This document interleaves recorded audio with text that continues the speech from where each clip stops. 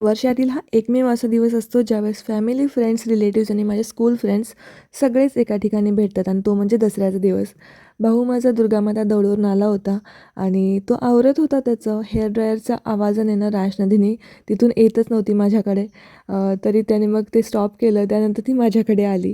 राशनंदिनीचं आवरलं, इतक्यात ती झोपली आणि त्यानंतर मग मी माझंसुद्धा आवरलं. सगळे ऑलरेडी गेले होते जिथे आम्ही दसरा सेलिब्रेट करतो. त्यानंतर भावाने मला तिथे नेऊन सोडलं.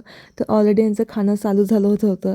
राजनंदिनी थोडीशी कन्फ्यूज होती की मी कुठे आले, कारण एकतर ती झोपेतून उठली होती आणि इतके सारे लोक. पावसाचं वातावरण होतं आणि कधी पाऊस येईल काही सांगू शकत नव्हतं आणि इतक्यात पाऊस आलाच.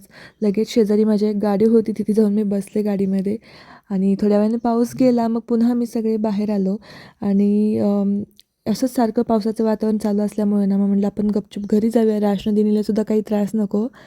त्यानंतर घरी आले तर पुन्हा पाऊस असं सारखं चालूच होतं. आज कळतच नव्हतं 5-5 मिनिटाला पाऊस येत होता, जात होता. अचानक बाहेर लक्ष गेलं तर इथे कोळी जाळं विणत होता आणि खूप अजीब वाटलं किती परफेक्टली तो जाळं विणत होता.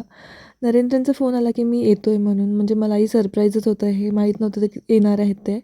आणि ते आणि त्यांचे मित्र आले होते इकडे फिरण्यासाठी, तर मला भेटून गेले इथून.